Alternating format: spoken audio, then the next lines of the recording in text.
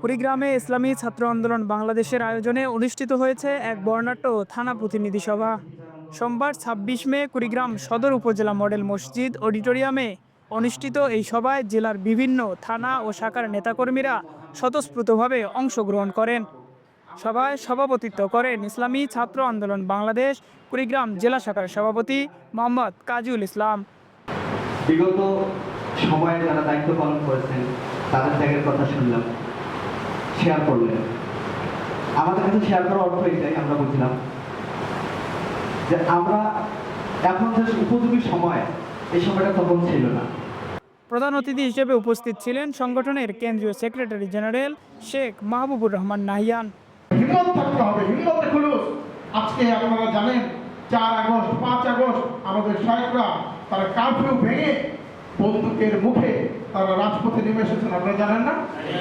তাহলে আজকে এই হিম্মত যদি না থাকতো তাহলে কি তারা রাজপথে নেমে আসতে পারতো? কি বলেন? আজকে যদি বলা হয় যে কুড়িগ্রাম সদরে মিছিল হবে, সেখানে 144 ধারা জারি হয়ে গেছে, মানুষ দেখলেই গুলি করবে, কিন্তু ছাত্র আন্দোলনকে যে কোনো মূল্যে এই মিছিল বাস্তবায়ন করতে হবে। আমরা পারবো তো ইনশাআল্লাহ? এই জন্য আমরা সকল কিছু করবো, যেমন আল্লাহকে সন্তুষ্ট করার জন্য, ঠিক একইভাবে আল্লাহ ছাড়া কাউকে আমরা ভয় পাবো না। প্রধান বক্তা হিসেবে গুরুত্বপূর্ণ বক্তব্য প্রদান করেন কেন্দ্রীয় শুরা সদস্য ও রংপুর জেলা সভাপতি আলিম আল আসিফ। এছাড়াও বিশেষ অতিথি হিসেবে উপস্থিত ছিলেন মোহাম্মদ শাহজাহান মিয়া, মাওলানা নূরবক্ত মিয়া, মাওলানা হাফিজুর রহমান, শহীদুল ইসলাম শহীদ, আনম আশিকুর রহমান, হাফেজ আব্দুল মমিন জিহাদি সহ অনেকেই। আমাদের দৈনন্দিন হিসাব মিলাতে হবে 24 ঘন্টা আমি আজকে সংগঠনের জন্য কয় ঘন্টা ব্যয় করেছি। আজকে কি আমি আসলে 1 ঘন্টা দিতে পারছি? একটা ছাত্রের সাথে কি আমি সাংগঠনিক কথা বলতে পারছি? আমি কি একটা প্রতিষ্ঠানে আজকে 15 দিনেও যেতে পারলাম?